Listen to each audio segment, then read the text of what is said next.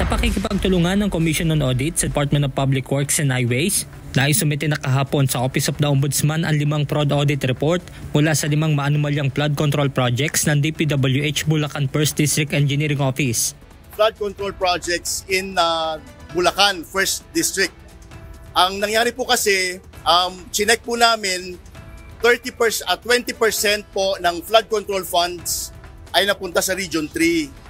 And almost 50% of that 20% ay napunta po sa Bulacan. So ibig po sabihin, yung po mga unang pinuntahan ni Presidente ng ating Pangulo, President Marcos, ay yung pong tamang lugar. Ito po yung Kalumpit, Baliwag at iba pa. Paspasan ang pagpa-file ng mga kaso.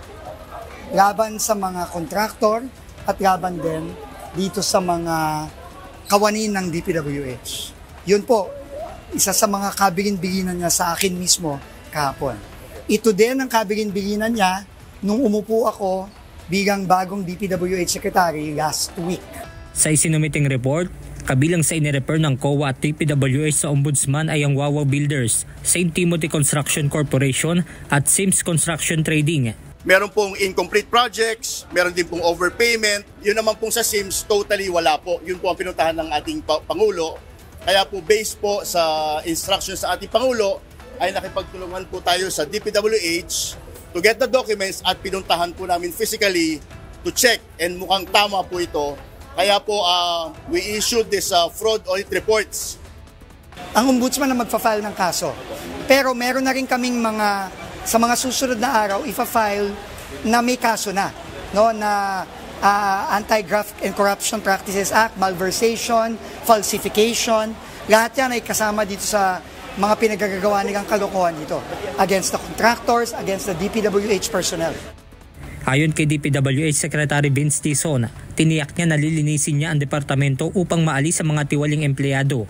Katunayan, may iba pa umanong DPWH personnel ang iimbestigahan base sa ibinigay na impormasyon mula sa tanggapan ni Senator Panfilo Lacson.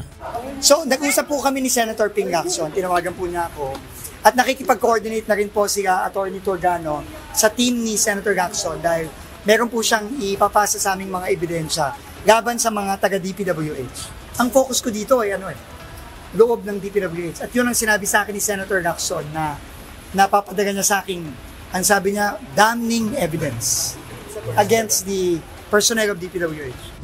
Dagdag pa ng kalihim, nakahanda silang makipagtulungan sa kung ano man ang kakailanganing dokumento ng Independent Commission. At yun ang binigyan niya sa akin kahapon. Kaya tayo nandito ngayon. Ganon din naman yun kasi ang Independent Commission, ganon din yun. No? Fact-finding yun, magre-recommend din yun. Pero ang babagsakin pa rin nun kung government official at government project ay ombudsman. So pagka nabuo na po ang Independent Commission, kami po ay magbibigay sa kanila nung kinakailangan nila. Samantala, ipinadidismiss na sa pwesto ang project engineer na si Paul J. Sunduya na kabilang sa inirekomendang sampahan ng reklamo sa Office of the Ombudsman. Benedict Samson, UNTV News and Rescue. Diyos ang aming sandigan, serbisyo publiko ang aming pinahahalagahan.